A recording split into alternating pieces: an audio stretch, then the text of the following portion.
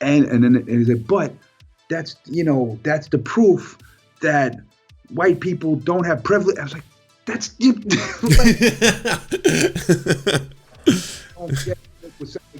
we all know there are white people who have horrible lives, white people who struggled. We all understand that.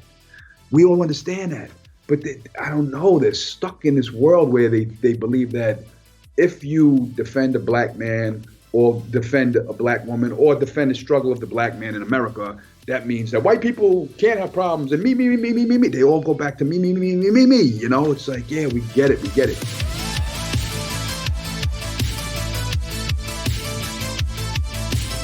RA, can you hear me? Yeah, is this just audio or is it photo too? You need to see me because I don't see you. You won't. Well, you won't be able to see me because the camera's being used by the stream. But if I could see you, that'd be great. Oh, beautiful! Hold on, I can mirror myself because it's kind of awkward just talking to a blank screen. I don't know how Twitch works, man. Is it on already? Is it going? We are live right now. So there's some people watching. They are saying hello. Someone said based. That's Twitch speak for good. That means based is. You know, I'm the old man, but I know what based is. All right. Curse though, right? Sorry, say it again. You just cut out. We can't curse, right? Or we're just not allowed to say saltines. You're already playing with fire. It's wild. Hey, I'm not the one who made up the rules. It's just everything changed. Let's just say that. We're not allowed to say you can say fuck. You can even say cunt. It's weird. You can say that, but you cannot refer to people as saltines for any reason. You can talk about how you enjoy having soup with crackers. You can say that. That's totally fine. But be careful because when they were talking about a boxing jab, Larry Holmes' boxing jab, they censored that and was like, CVC recommends, they thought it was some kind of COVID talk. And it was like, no, we're talking about a boxing. How you doing? How is everything? All is blessed. I've really been having an amazing month. It's, the greatest Christmas of my life. I went through a little dark period, October, November, and I've been just snapped out of it. I've been great, and my kids are beautiful. My daughter's gonna be 6 next month. My son's gonna be 5 in February, and I'm in a amazingly positive mindset, But I'm also the up and down swinger, so who the hell knows how long that lasts, So. Well, fucking hell yeah, that sounds awesome. Yeah, good for you. That's all you can ask for. Mind is a good place. Yeah, it's awesome, beautiful. How you doing, everybody? What's up, Twitch? And I'm bad with technology, so like 9,000 screens came up and voices were everywhere, and I just, didn't know what to do. Got rid of it. I'm gonna try again one day. You should come. Everyone would love you here. I mean, you've already got like a whole bunch of fans on the left after the whole, incident that took place. But we could talk about that later. I've got like on either side, the left and right, when the left will listen to my records, like I hate him. The right will listen to I hate him. Everybody, That's what happens when I'm kind of like the Susan Sarandon of rap, So. That's true. I wanted to. Okay, I obviously I know we're going to talk a little bit about that. But I have 5,000 questions I have to ask you about the history. See me? Can they see my bow and arrow? They see it all. Every pixel. Yeah, keep on. We got a million questions. It's all love. It's all love. Okay, first question is, what got you into hip hop? Well, Long Island, when I was a kid, it exploded, and my father got me a Fat Boys tape as a joke because I was a fat kid. And I told this story before because obviously that question's been asked before. And then there was a kid in my neighborhood who blew up a shopping center window with a blockbuster, one of them quarter stick of dynamite. And I was like, yo, you're crazy. And we ran away. And his name was Human Beatbox Bob. He beatboxed. And so we just kept rapping together. And I got better than everybody in my neighborhood and got better than everybody around, on the amateur level at the time. And then the professionals were blowing up, the older kids. There was Eric Sermon and PMD, EPMD and Diamond Shell and Biz. And, Long Island had like this, just everybody blew up. There was like Rakim was the most infamous rapper on the planet. And Public Enemy was coming out of Hempstead and Roosevelt, I believe. And it was like just De La Soul was the year after that. And Prince Paul was in Stetsasonic. So there was just all this hip hop taking over the planet, like we were like the best on the planet at the time. So I ended up being better than all the amateurs in the area. Then I started going for the titles of some of the professionals. I met a couple guys with deals. Too Nice. We were going back, and the group was called Too Nice. Glenn Gibbs and DJ Quick, not the West Coast DJ Quick. And that's how I started rapping, just being on the scene, Were you making mixtapes, or were you like part of like the battle scene too, or did you just get discovered? Yeah, it wasn't mixtapes. They didn't really have mixtape. That was more like a '90s thing. I was a fat kid in the '80s, and it was more they'd drive you to the neighborhood, or you'd ride your bike to a neighborhood, or you'd take a train to a neighborhood in the city, and it was the battle scene. You'd just go on the block and you'd rap against people. That was what the scene was. It wasn't like I'm gonna make this mixtape, because most people didn't really have access to figure out how to even make songs. We'd kind of like rap into our tape recorder with a microphone, and it wasn't competitive with like a professional record. You know what I mean? Until we found, you'd have to look around for producers to try to hopefully meet somebody that produced or this and that. It was a different game back then. Now you got everything at your fingertips. Find 100 producers in 1 second online, and you find 100 producers in one town online, But so it was a different game, a different game.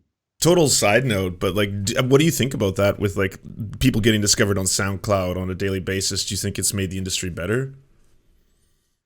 It always has ups and downs, because some amazingly great MCs have been discovered and get to make a living and get to grow a fan base. So that's a beautiful thing. And then the flip side of that is when things are oversaturated, some artists aren't getting heard because and they can make amazing music, but I forgot what the number is, but it's like 100,000 new songs uploaded a day on SoundCloud. So like, I know this R&B singer in Sweden who really made a couple really great songs, and she posts it up and 1,000 people might hear it, and it's like, damn, but when something does get through it, I don't know. It's just, there's ups and downs. The ups is that there's a lot of stuff getting heard that wouldn't have gotten heard. That's an up, So let me turn my heat down a little bit. Yeah, no worries. Okay. Well, I was gonna say I have a really hard question, so I actually wanted to see your facial reaction for it. I'm not afraid of any of your questions. All right, question. Who's the best? Well, I was gonna say, who's the best member of the Wu-Tang? Well, I don't know about best, but I think the most charismatic commercial is Method Man. He's great on stage. The women find him attractive. Guys think he's cool. He's got a dope voice, dope flow. He's a good actor.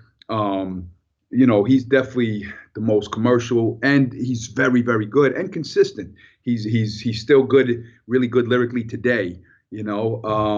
So, and my favorite on a personal note, like I think somebody who I really hold dear to my heart is Master Killer, because he's the realest dude that you'll ever meet in your life. Master Killer, he's a tough guy, but never talks that tough talk, and is just super respectful. Almost like when I went out to Japan, how everybody's just super respectful, but if you mess with the wrong person, it's like Master Killer reminds me of that. It's just like so respectful. Just don't go the wrong way with Master Killer, So I love him. And Deck, I love personally. I love so many of the guys. I'm really close to a lot of the Wu members. So, and U-God, I just became close with his son, Intel. I did a record with him that's out right now called The Gospel. Check that out. Killer Priest is an affiliate, which I think is probably one of the most lyrical human beings that ever lived. So he's a Wu-Tang affiliate, Killer Priest. And he's hilarious because his lyricism is so serious and so, from biblical to painting pictures. And then when you talk to him, he's like a total funny clown, hilarious, one of the funniest people you ever met in your life. So there's a lot of texture to that MC, Killer Priest. Did you ever have the honor of meeting ODB? back when he was around? I'm actually in. I believe it's his final video ever. It was Master Killer, RZA, and ODB did a song together called "Old Man." And if you go watch the video, they gave me like a '70s look and gave me like Oh, an no old way. '70s. And I'm in the video. They had me flipping hamburgers. I had Wu-Tang sauce, and I had all the ladies around me. I believe that's ODB's final video. You know, it was right before he passed. You know. Was he as funny in person? He's a wild man, you know. ODB was wild. Even when I didn't know him, I'd see him around and he'd be going crazy. Like there was a place in New York called the Tunnel where all of us went. Like every MC that was anybody was up in the tunnel. You know, name somebody from Tupac to Biggie to Naughty by Nature to Redman. It don't matter who it was. They was up in the tunnel. Everybody was there. And I remember we're all going into the tunnel and ODB's front line trying to, fight the, hey, like he was just wild everywhere he went, you know. And there's an infamous story.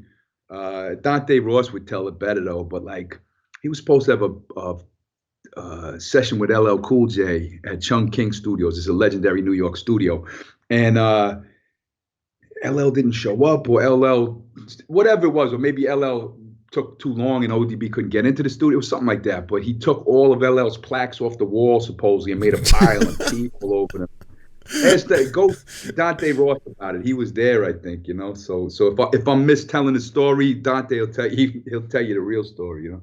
Wow. Is it true that you've worked with Biggie? Yeah, of course. Yeah, I've done 2 records with Biggie. How did that come about? Well, we came up together, you know. We were both teenagers, you know, and he was just getting ready to put out a song. I think it was the Who's the Man soundtrack, and Party and Bullshit was the name of the song. And I had just had a 9 bidding war. This is the proof Caleb Malpine and Joke's son Hinkler we're dearly missing. Oh, sorry, you can hear those? Yeah, sorry, those are donations going on in the background. I'll try to turn those notifications off. You cheap bastards, give this guy some more money. What do I got to do? Sorry, keep going. I don't know what I'm allowed to say on this stream. But give the guy some more donations, you know, I don't know. But, maybe if he has some white supremacist right-wing talking points. Ching, ching, ching, ching, ching, ching, ching, ching. That's where the money's at right now. Oh man, come on, donate. You can't see it. You can't see it, but I'm turning red like a tomato right now in real time. Yeah. So why do they call you the Serfs if you're one person? Oh, because there's two of us. There's 2 of us that do it on the YouTubes, but I'm the only one who streams. The other guy doesn't like to do live stuff. I got you. So kind of like the young Serfs, the young Turks, and yeah, exactly. He said exactly. Yeah. Why, you surfers or something? I don't understand. It's, you know, it looked like the Smurfs logo. Sounds like. It was a play on us being plebs. You know, basically, there's lords and there's serfs, and we're the serfs. That's where it came about from. Oh, I got you. All right. Boom, boom, boom. Anything else?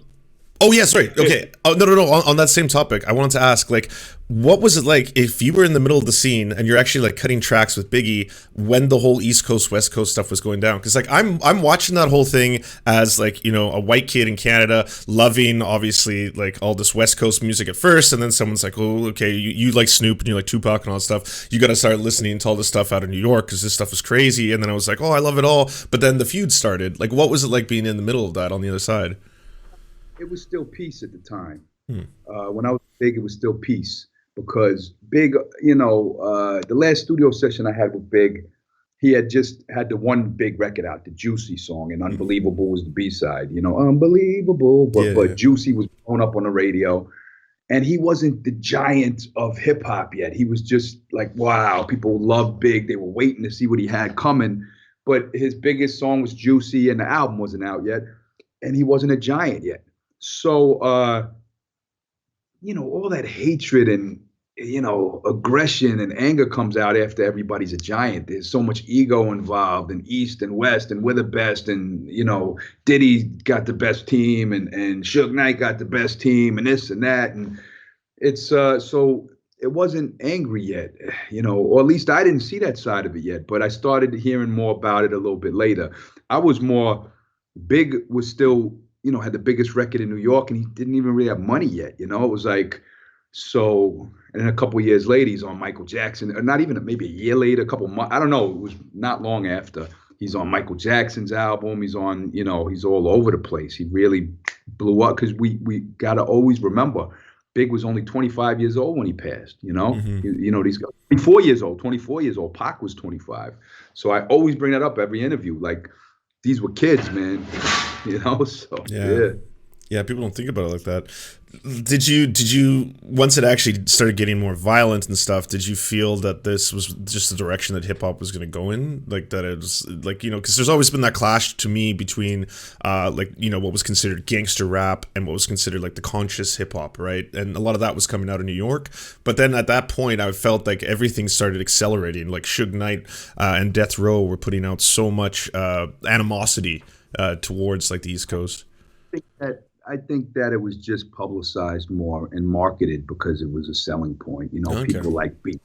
So I think the media pushed that. Vibe magazine, West versus East, and I think it became a media topic because there was always, when you got young kids and they're clashing ego-wise, there's always going to be people being run out with guns and stuff. Like I tell the story when NWA tried to come to Harlem. I think 89 maybe, and all the real life gangsters said, "You guys ain't gangsters," and they ran them out of Harlem, ran them off the state, all of that stuff. They didn't go East versus West. It was just like, young kid with an ego challenging other young kids with egos. It is what it is, So I don't know. I think the media definitely helped blow the whole. And plus, here's the thing too, though, the '90s. Hip hop became marketed to the whole planet. The '80s hip hop was still kind of marketed to hip hop heads, and you had the commercial music was, you'd have like Young MC for MTV and Vanilla Ice in 1990 and MC Hammer in 1990 and like that kind of thing. But like hip hop was KRS One, Kane, Rakim, Cool G Rap. That was all marketed to the hip hop heads. And it'd go gold off of people who loved hip hop, where now it's kind of marketed to everybody. And you got to make the pop song for crossover people that don't even care about the culture. It's that kind of world. So in the '90s, so much money was involved that everybody, even the underground rappers, were able to become big superstars and become mainstream as could be. Like we were mentioning Wu-Tang. If you really listen to Wu-Tang's album, that's an underground hip hop album. But Loud Records had faith in it and took it and promoted it in the West Coast, promoted it in the East Coast, went and did everything. And are you talking about 36 Chambers? Yeah, and not even just that. The first single, Protect Your Neck, Mm-hmm. and the MPHOD Man on his flip side. Like, I mean, Rifkin worked those records. And then his whole thing, then Mobb Deep in '95 was like, that's the most street record you ever heard, Shook Ones. That's like a legitimate like street record. So hip hop street music was being played at the same level as pop music in the '90s because it was so marketable, So Interesting. Most people, I think, when they think of like really famous white MCs, obviously they'll mention like Eminem, and they might mention like LP and stuff like that. I was curious, what was it like for you? I guess growing up in the scene and becoming as popular as you did, and having that racial element. Because I remember when I watched a documentary on how difficult it was for Dre to convince everyone to sign Eminem in the first place, because there was kind of this idea that like marketing a white MC wouldn't sell as well to big record executives. Yeah, I don't really believe that story. Really? Wild. Yeah, I think I got to listen to the interview for myself. But PR is PR. They have to, I think more what it could have been was Dre at the time he was on a downslide. He hit a little dry spot. He had like all these big records, and then he did a couple records that missed in a row, and he had the Firm album, which was like Foxy Brown and Nas and AZ and like, all the big rappers were on it, and, big production by Dre and Trackmasters, and the album didn't do near to what anybody thought it was going to be. So that could have been more of an issue, So. Mm-hmm. But for you, what was it like? Did you ever feel that was, did you feel like you were an outsider working on something that was like, considered to be like black culture, or is it just a different experience if you are again growing up in, Long Island? No, well, the thing is, I started young, and I was accepted young. Hmm. When I'd go to house parties, I would battle everybody in the party. I'd be the only white face, all good, boom, boom, boom. So the black community embraced music. So if you were able to do music and they messed with your music, they messed with you. The race thing kind of came in where like white people would be like, "You're not supposed to be doing that. What do you think you're black?" It came from white people. Of all things. But the black folks was always like, "Yo, he could spit. Yo, that's if you can do the music, like look at Tina Marie, the singer. Like she could sing. She was one of great soul singers with James and everything, and they embraced her like nobody even talks color with her. So it's that was more like the community was like. If you could hang and do it, they rocked with you. But like I said, you go, then the white folks come in. You want to be black? You a wigger? Like Jesus Christ. And still, after doing the right wing YouTube thing last week and losing my temper, they wigger. Oh, geez, back in 1985, these want to be black. you suck black this and that. Yeah. It's all Wait, that's all sexual. the comments that are being levied at you? Yeah, from that podcast, from after I lost my temper on the Oh, pool thing, wow. they were all like, "Oh," but more than that, it's like put they think I'm Jewish, so they say put them in the oven, like every horrible thing you could imagine, So it's like that's what happens when you deal with those people. It's kind Yeah. of weird. Yeah. I Kinda won't. I won't open that up just yet because I still have a couple of last questions I want to ask you about growing up in that scene. What was some of the best MCs you ever got a chance to work with, and some of the best musical experiences you had? Well, I worked with all the 90s greats that everybody like really, looks up to from the 90s. But my my greatest moments is always my idols, the guys I looked up to.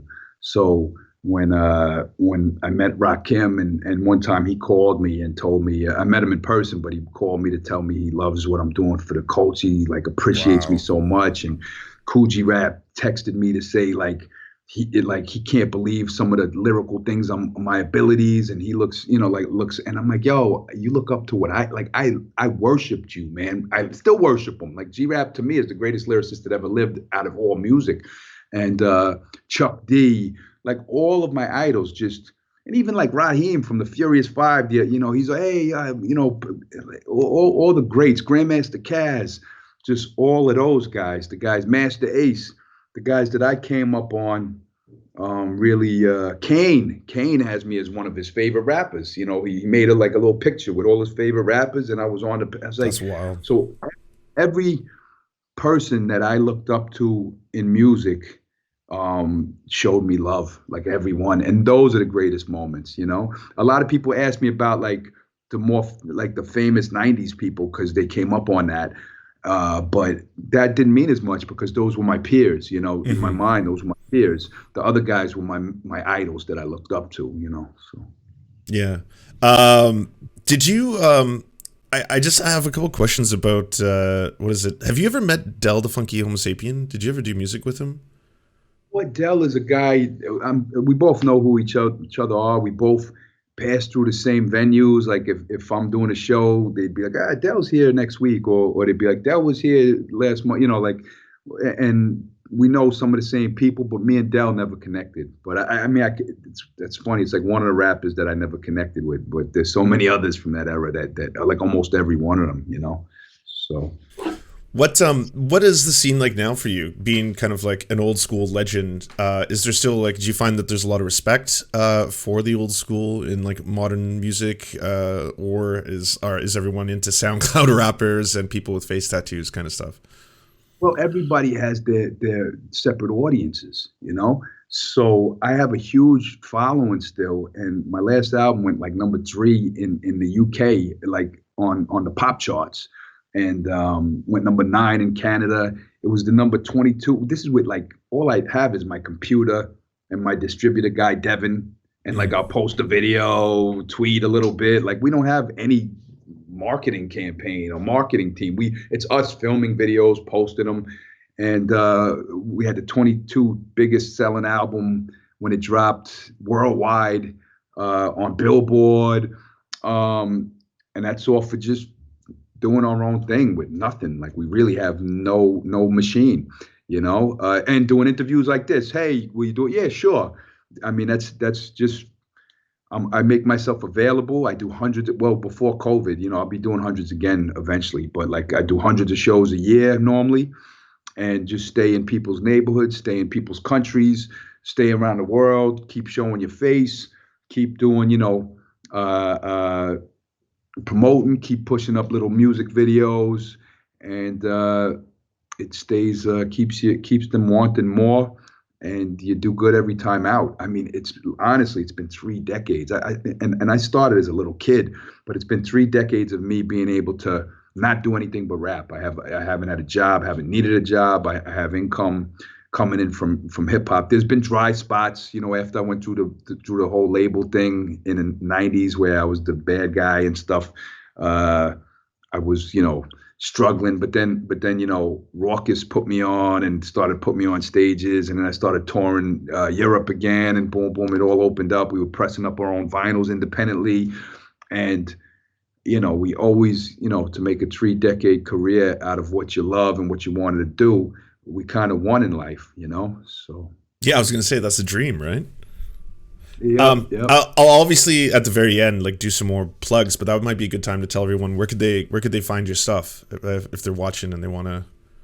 All My Heroes Are Dead is my latest album. There's videos all over the place, but there's also, Apple, Amazon, wherever you want to go, wherever you usually get your name all the famous young people stuff. Where do you listen to music, Serfs? Spotify, iTunes, podcast. But no, don't. But I don't want to promote Spotify because aren't they motherfuckers who don't give you any money? Don't you get a breadcrumb every day? I know people could see there's 2 sides of that story. People complain about that. That's the same thing as what we were talking about. Like, is SoundCloud ruining it? People say is Spotify ruining it, but the more people around the world that listen to your music, the more fans you get, and the more you're able to book shows and grow off of that and make money. So yeah, maybe they got to listen to it and you didn't make a lot off of them listening to it that one time, but they're memorizing your song, they're learning your personality, they're buying your merchandise, they're connecting with you. So it's almost like if you do a magazine cover. I remember there was a time where Kanye said we should get paid for our magazine covers because the magazines are selling because we're on them, which I understood his point. But on the flip side is they put you on the cover, the whole world sees that cover, and it's a big deal. So it's helping everybody. Same thing with going on talk shows. They don't really get paid big to go on Johnny Carson back in the day or the Tonight Show or anything, but you do it because you got a new movie out, you got a new album out, you got a new something out, a new book out. So.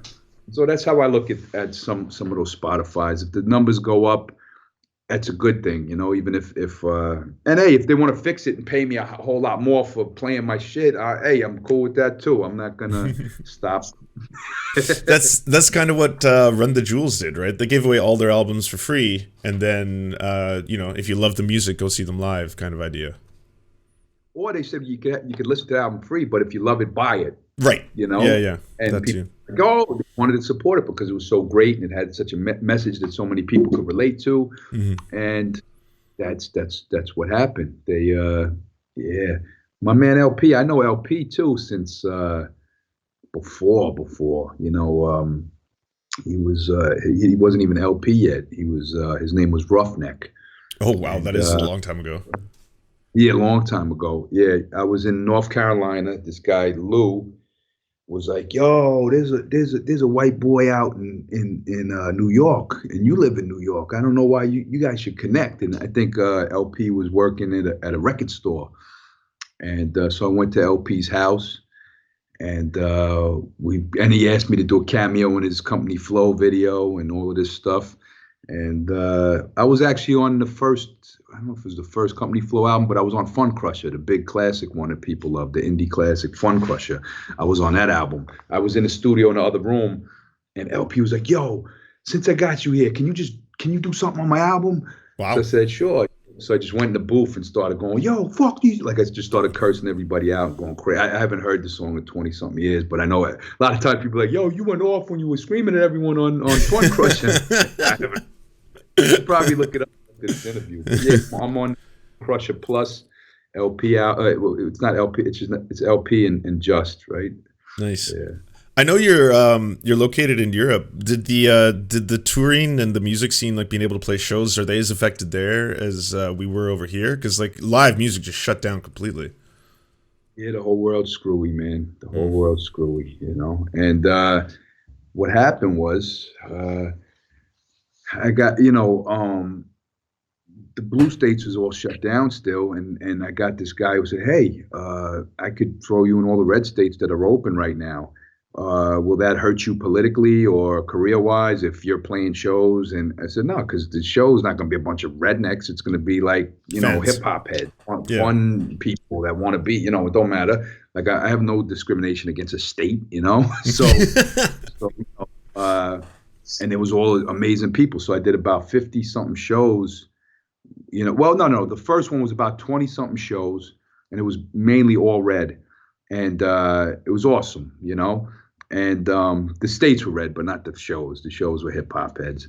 But and then that was successful. So they said, let's do another one right away. And I did another 20 something, and that's when the blue states started opening. So there was some blue states and some red states, so it was mixed. So I was able to do about 50 shows. Lance, your trigger phrase is nice and your CIA handler is losing their shit right now just watching you continue to interview RA. Did you catch that one? Yeah, pay you. That's the question. No, I'm just kidding. Okay, I guess I gotta throw this out there. How did the Tim Pool interview happen? Did they reach out to you? I know he's probably a fan of yours from back in the day. You were on the Tony Hawk soundtrack. He's a skater boy. Was that the connection? No, Luke Wadowski, who I was a fan of. We Are Change, his website, and we were friends. He came out to New York. I mean, he came out to Berlin. He interviewed me when he was in Berlin, and he was always on top of stuff. And he come out to New York. I introduced him to my journalist friend Lindsay Snell. We had dinner with my stepmother, and then Anarchapulco was like this anarchy in Acapulco event. And his boy hit me up, Jeff Berwin, I think, or Berwick, and they said, "Hey, can you make it to this event? Short notice. We'll give you so and so." So they paid me to do like a 15-minute set, and it was a really nice, fun time. And in fact, John McAfee was there before they put him in jail. Yeah, it was it was right before COVID. But so I became cool with Luke. And he hit me up in my inbox like, "Yo, come on the Tim Pool show." I said, "Yeah, sure, no problem." So did you know who Tim Pool was? I've seen him in videos with Luke on We Are Change channel before, like Tim had a name for himself, really. Mm-hmm. So I said, "Oh, cool. It's Luke's boy, cool, whatever." And I seen a couple videos, and the one I saw, I was like, "Oh, it's a little bootleggerish," but I didn't go like into the whole catalog or nothing. I said, "Oh yeah, And then when I was there, they had me up in a hotel, and I started watching the YouTube videos. And because the producer of the show, I forgot her name, she was sweet to me. But she said, "Hey, watch Tim's show at 10 today," or this and that. I was, sure. Mm-hmm. So, but then I started back looking at some of the other stuff, and there's a lot of stuff I disagreed with on it. So, that's the thing. People, they say, "Oh, RA's selling out to get another fan base of." I don't know what the hell they think, but the easiest thing for me to do, Tim, when I went there, Luke, we're about to go on, and Luke says, "Hey, this is the 11th biggest podcast on the planet in the whole world." I said, "Oh, really? Okay." Yeah, he's the massive. easiest thing to do is there's things that I agree with Tim on. There's a lot of topics I agree with him on. Internet, big tech overreach, mandates, Well, I don't know about a lot, but there's a couple things I agree with him on, you know. So the easiest thing to do, you talk about the stuff friendly that you agree with, you know. But Did he give you topics beforehand, like before you sat down?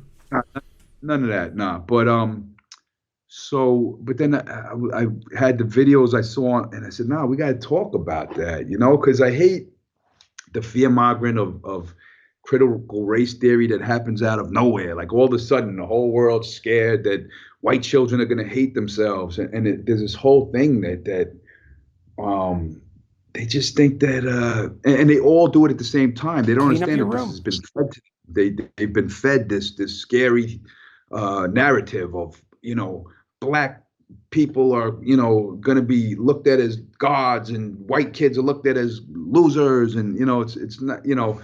So, and they all have fear and CRT at the same exact moment of time. Like, you know, it's not a year ago, it's all the same time because they've been fed at the same time politically.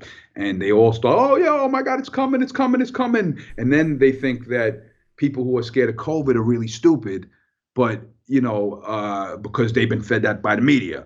You know, yeah, you're fed that COVID's stupid because the media told you, which I understand there is exaggeration on certain things. There's numbers are messed with. I understand that, you know, but people are dying legitimately. Uh, um, but then all of a sudden, you know, you live in a bubble if you have a concern for COVID, but you don't live in a bubble if you're scared of CRT all at the same exact time. Like all of a sudden afraid of CRT coming to get your white kids. You know, your white kids are gonna hate themselves. You know, how much suicide is critical race theory causing in our children? I'm sure they're all, oh, I'm a white person. Yeah, you know, I think the white kids are fine. You know. Well, the thing that's wild to me about that is like it's not even taught in elementary schools. Like the entire idea that like it's going to be taught to your kids, I was like, no, it's not. That's like it's an advanced course for people who are trying to get law degrees. It has nothing to do with elementary school. Like I think right wingers just did a really good job of getting everyone afraid about that.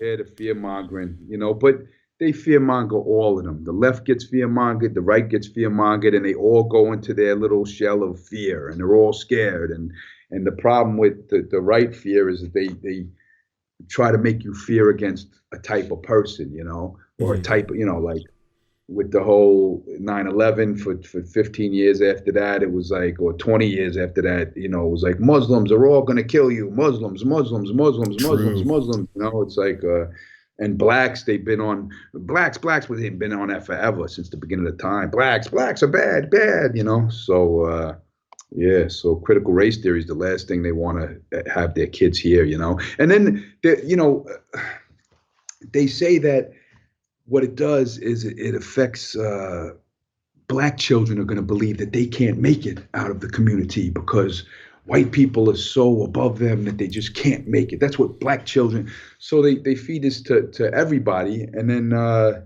they start using that like, oh, you're hurting black children. You don't care if they hurt black children. You don't care, like, because when they kill black children, when cops kill black children, you root the cops on. So why are you acting like you care about the black kids that are here in CRT? So you know. So he took that video down and then put it behind a paywall on his website. But then there was a copy on Rumble. So when I originally watched it, and most people I think who were watching it for the first time, we only saw about like 20 minutes in the middle, just around where like, you know, the things are at their like most heated. So yesterday I started watching the whole thing from the beginning because like I wanted to start taking notes on how the whole thing went down. And for like the first, I don't know, 20 minutes or so, you're very cordial. Like you're very friendly. He's clearly talking about like a handful of topics, or it goes in a handful of directions that I thought like, you know, most people would have like, you know, been like, this is something that's trying to provoke me or make something antagonistic or something. I don't know. But then you kind of reach that point where you couldn't really find common ground anymore, I think, because like when they were talking about gun rights and gun laws, you were, you know, like, and the same thing with me, like I think people have the right to bear arms, and then Tim Pool will be like, yeah, I think people have the right to own nukes, and then, like I don't know how you how you did that for the first little bit just to keep everything like on friendly terms, but But then it was kind of like around I took some notes on this. Yeah, the 36-minute mark, where you started talking about specific killings, and things moved on to the Ahmaud Arbery case, and that's where I think the conversation kind of turned, right? If I'm not mistaken.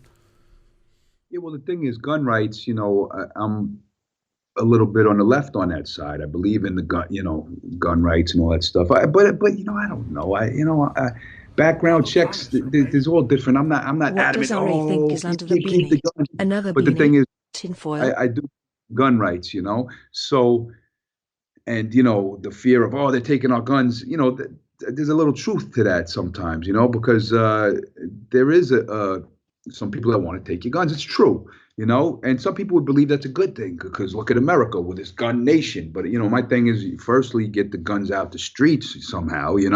But but then he starts going overboard, saying, I think they should have nuclear weapons. I think we should be allowed to have nuclear weapons. And you go, I don't know about this conversation. I don't know where to take that. So you let him have his say. You go, yeah, okay.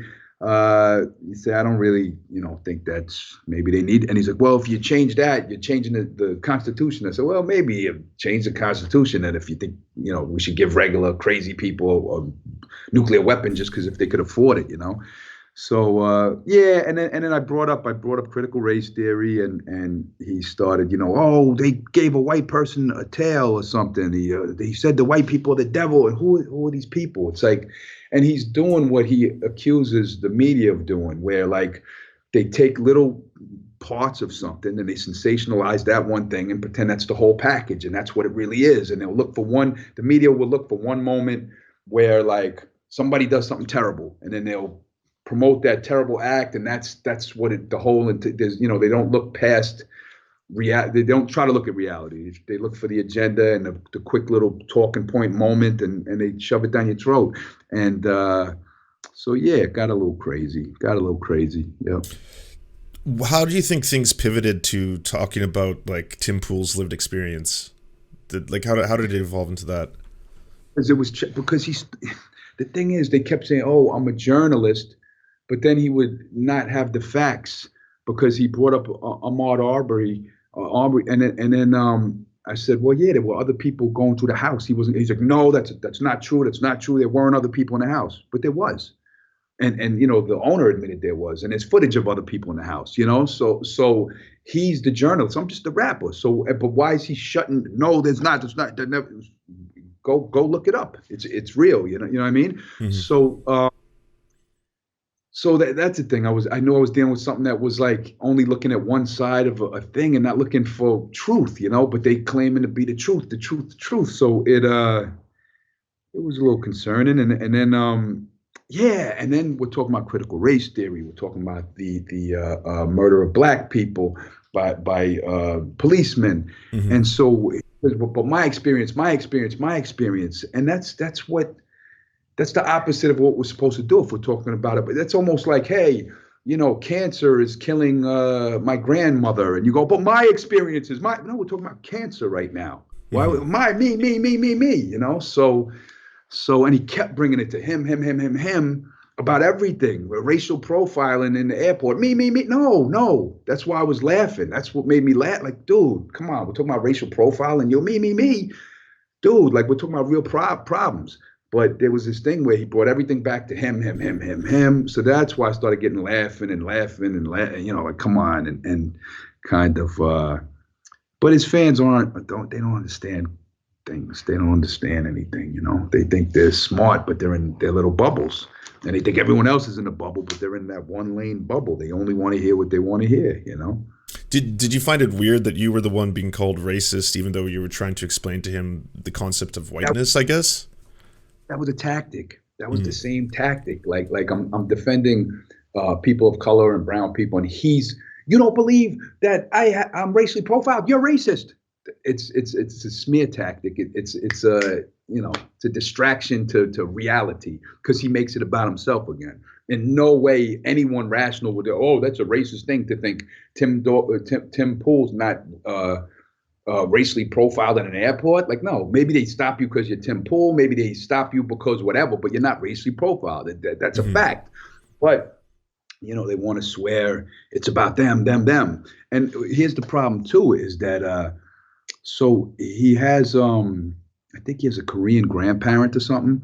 So Mhm. then he'll use that to get away with pushing kind of right wing talking points and getting away with it. Like, oh, okay, boom, boom, because of this and that, and I experienced racism.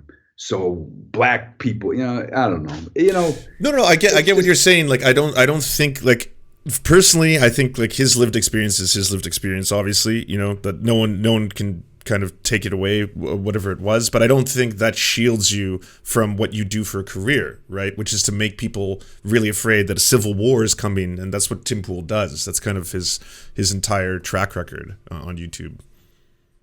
yeah, but here's the thing: is when you're kind of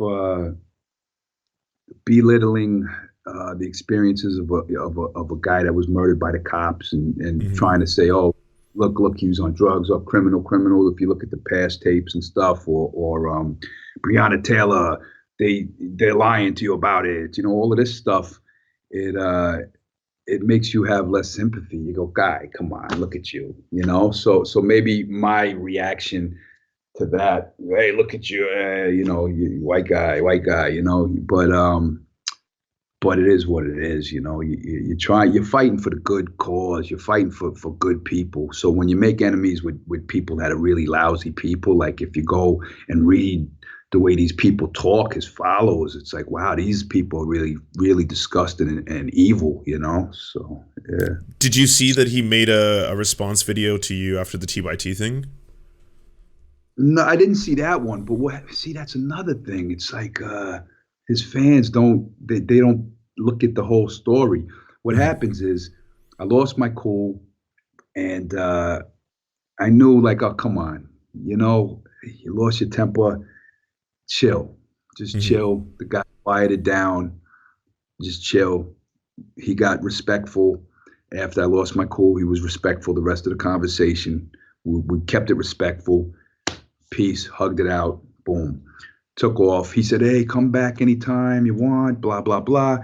So then when I left, uh, I go online. And then he wrote this really sweet tweet, like, oh, everybody's just seeing the quote unquote fight where Yeah. we had that moment.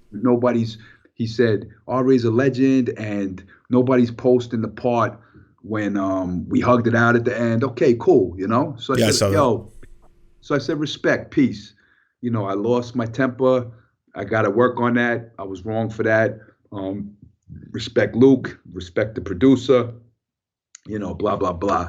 So, and then like a day later, he makes a response to the fight and says, or the fight, whatever. He Mhm. makes a response and says something like, Clean up your room. oh, no, he said, Ari's a great guy. He's great. And look at his response, the apology. That's awesome. What an awesome guy. And he goes, the thing is, though, he doesn't believe that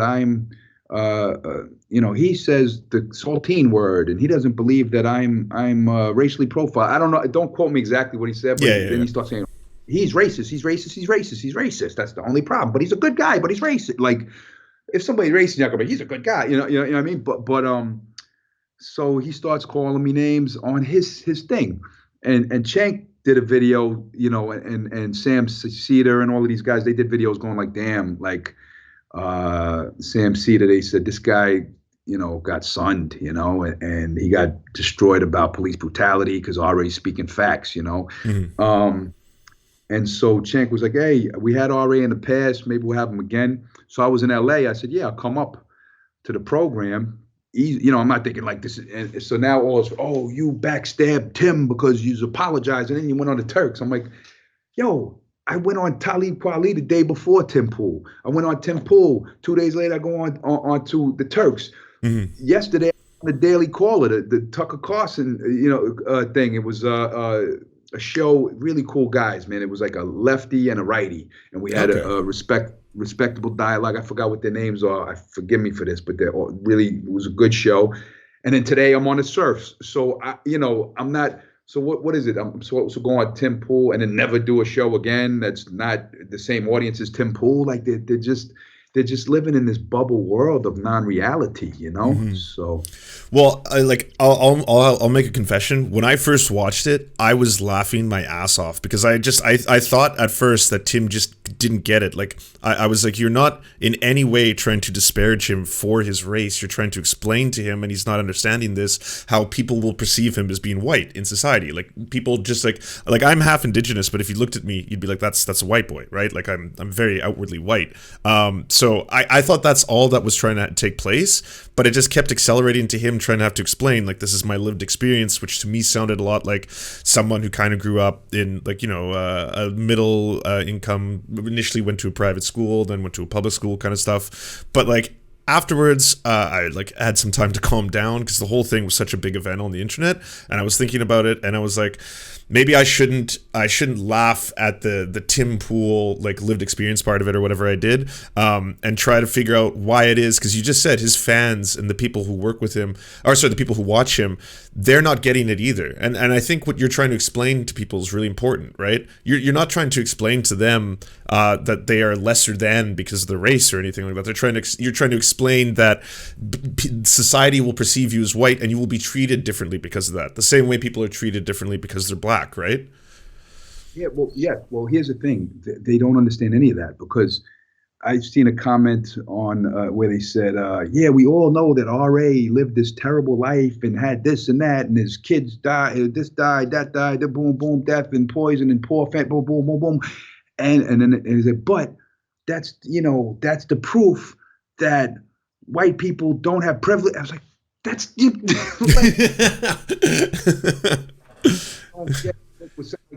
we all know there are white people who have horrible lives, white people who struggled. We all understand that. We all understand that.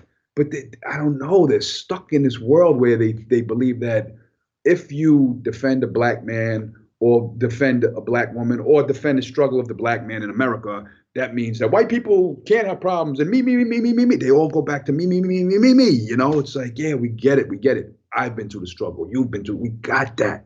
But it's a different struggle, and it's not because of the color of your skin that struggle. You're not, it's a totally different struggle. It's something different. So if we're trying, like I said before, if somebody has lung cancer, we're not going to address somebody's cut finger at the, okay, we're not going to be like, oh, his cut finger is worse than cancer. We're not talking about that right now. We'll put a big little Band-Aid on it for you, cool, and let's fix this cancer, I don't know.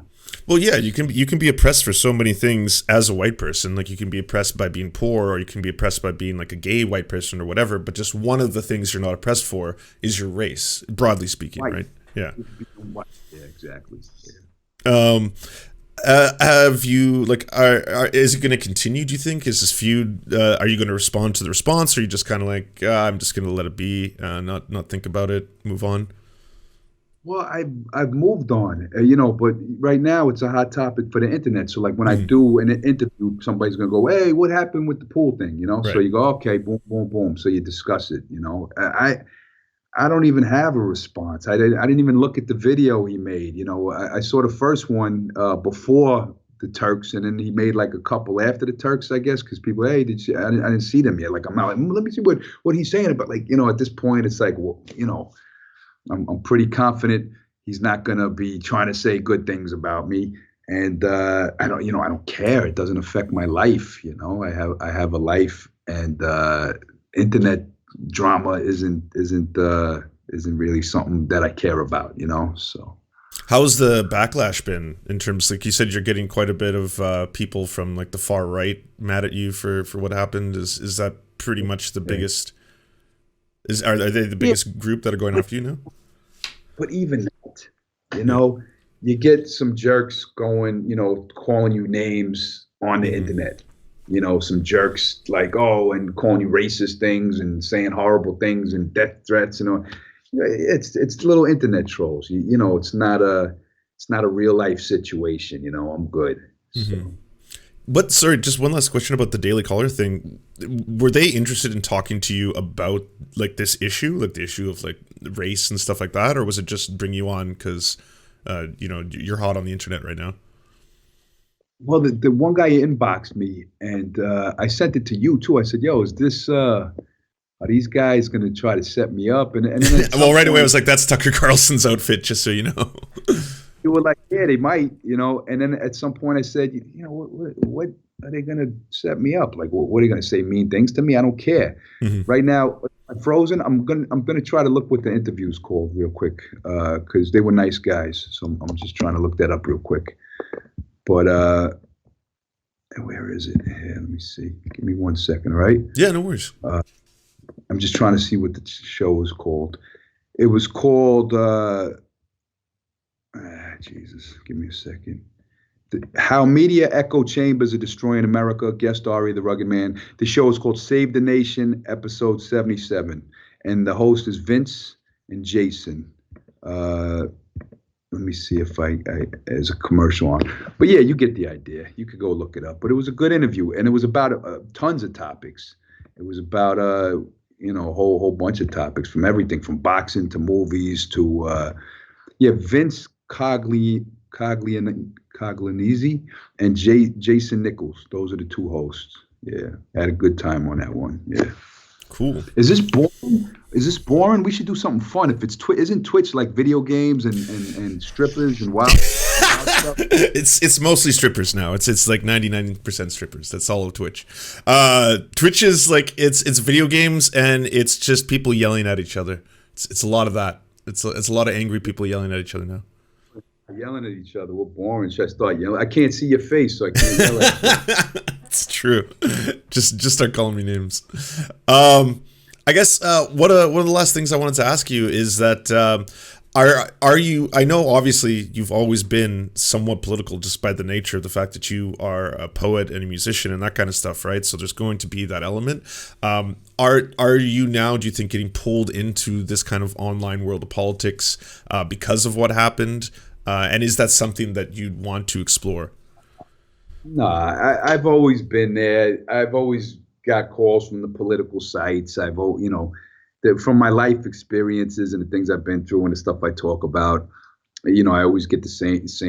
It's not like all of a sudden I had a fight or like a argument with a YouTuber, so now I'm going to change everything and be political. Nah. My life is exactly the same, exactly, and my song lyrics are exactly what I write. It's not it didn't change a damn thing. So. Can I ask you two questions from the chat, because people have been asking me to ask you some questions? Of course, you could ask. You set this up.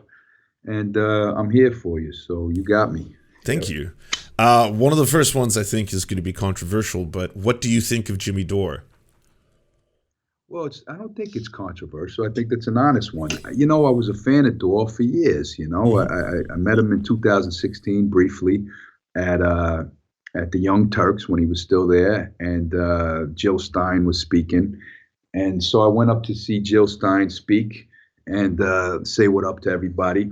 And I started following him and checking him out, and I liked a lot of the stuff he talks about. And I know it's controversial, but I believe Aaron Matei and Jimmy's work on RussiaGate. I think it's official. I really agree with them more than most on that. I believe that it was a political scam, and a lot of people on the left are going to disagree with me on that, but I believe RussiaGate was this big hoax that was presented to act like the election was this big stolen event. But if you dig into it, it's like some Facebook ads from somebody that's not a Russian government. It's just like, so, and then they blew it up and the Steele dossier was funded by, who was funded that, I was going to say, of all the things you could agree with Aaron Matei on, that one is probably going to be one of the least controversial. I think it's libs who would be mad at you for saying that, not so much the left.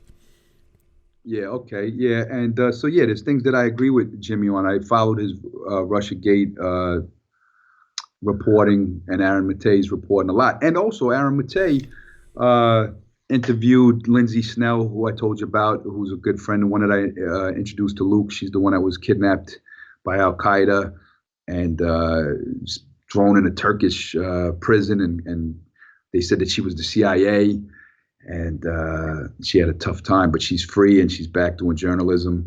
And Aaron Matei interviewed her, and yeah, so I'm a fan of what they do, but I don't like the the video he made, with look, Kyle Rittenhouse and stuff like that. I kind of thought like, come on, Jimmy, where you going these days? So, but that's the thing with politics is you're allowed to disagree with people on stuff, you're allowed True. to, True.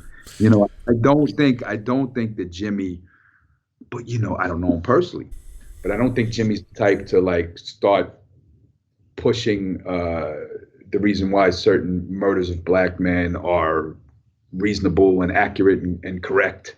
But I don't know. He kind of was. The Kyle Rittenhouse video he made. He was trying to show like, look, this is how it really went down. But he was also leaving out a couple points here and there. So but everything's up for debate. It's the thing is when every topic you promote. Like what I was talking about the Tim Pool thing on the other show, it was like what kind of got me a little crazy was like, pro-blackness, Black Power is wrong, Kwanzaa's terrible, CRT's terrible, Derek Chauvin's nice, Breonna Taylor, they're left lying to you about it, Ahmaud Arbery, they grabbed the gun and he was, and I also believe that because him and Luke tried to tell me that the other guy went to prison just for filming. And I have to look into it more. Oh, in the report, he was trying to block him with his truck, apparently. Yeah, See, but they didn't tell me. They're supposedly the journalists, but they said, so you're okay with him going to jail just for filming. So I'm there going like, that's really what that they just filming, because I'm looking at Luke like, okay, these guys, I wasn't up on that, but like, why are you going to leave out the fact that no, people saying no, he was blocking the guy, and there's more to it than that. So. But I'm not, so when every single thing piles up in a favor against certain people, you start going, come on, guys. Jimmy, to me, isn't at that point yet.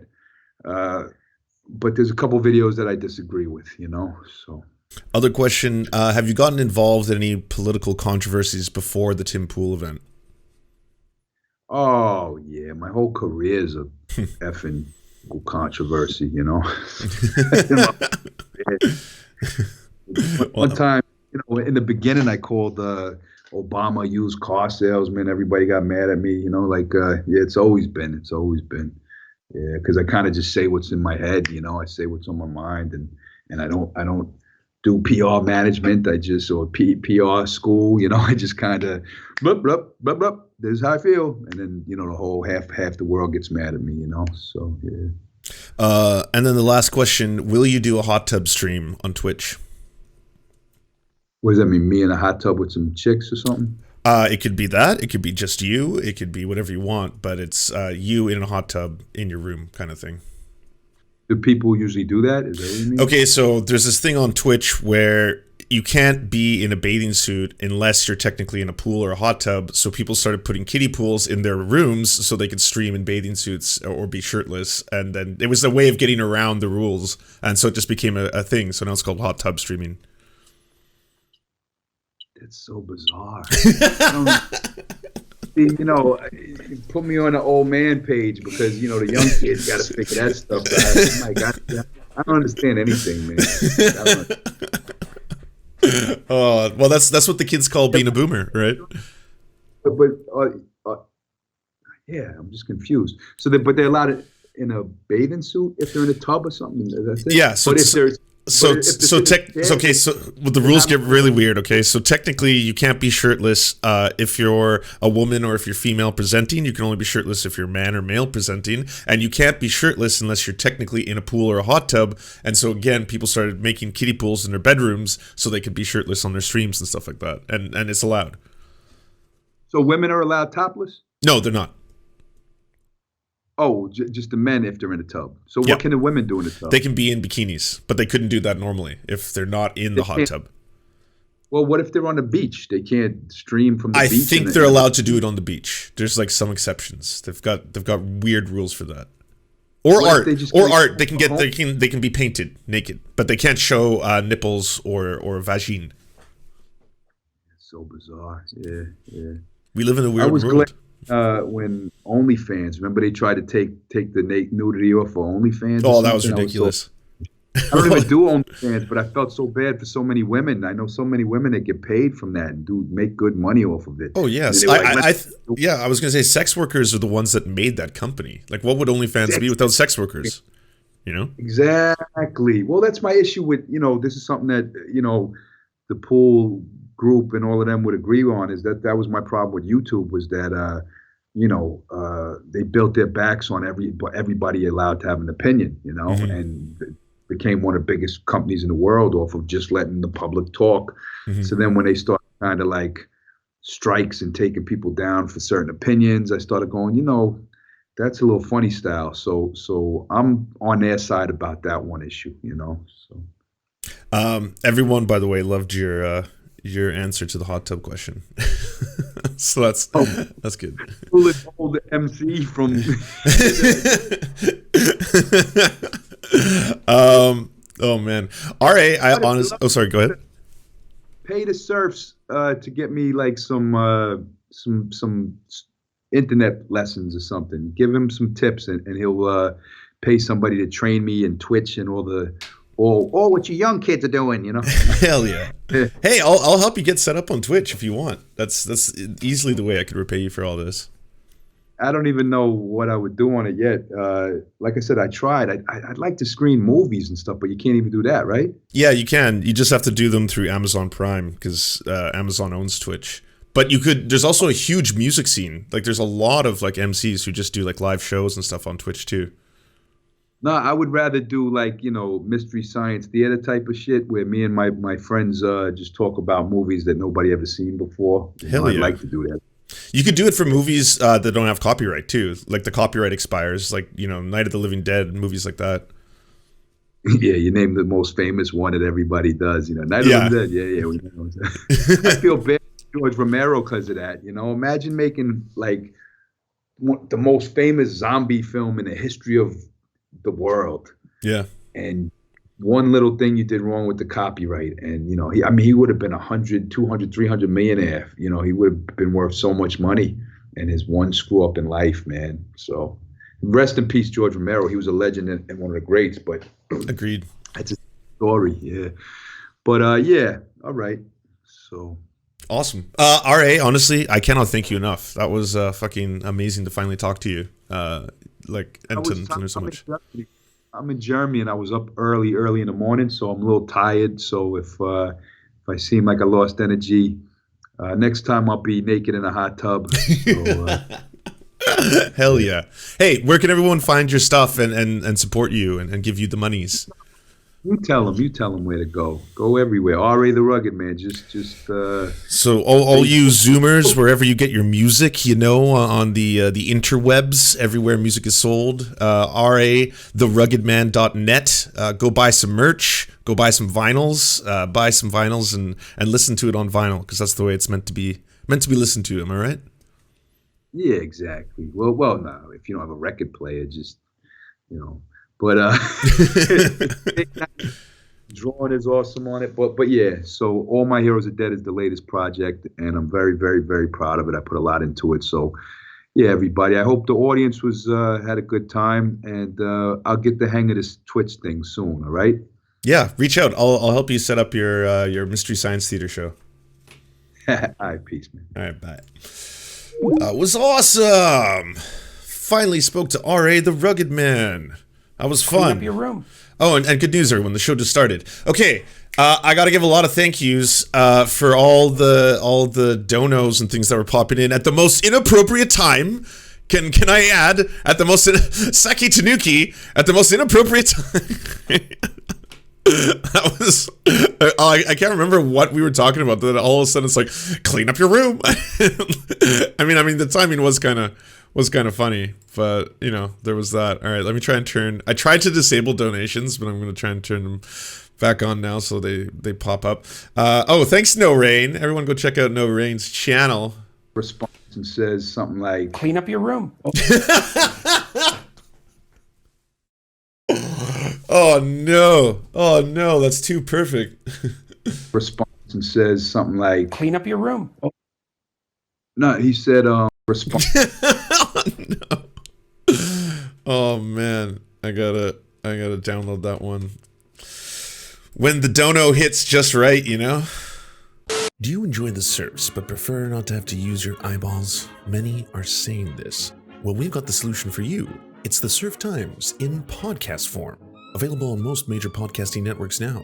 If you enjoy it, please consider leaving a good review and feedback because it really helps the show out, apparently, and it's free, just like the podcast. To our gods, Xander Corvus and Peyton L. Just, we beseech thee to smite down our enemies.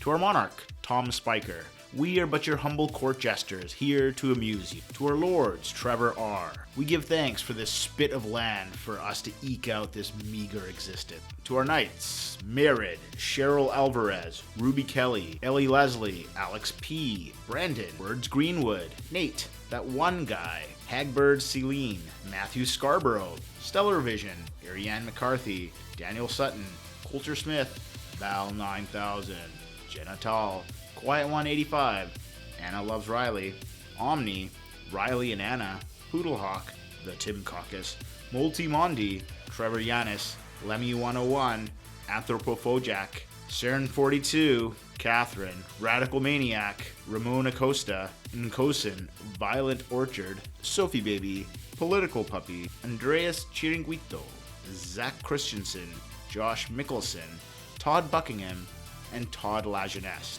We raise our flag in a veil, and we salute you, our friends.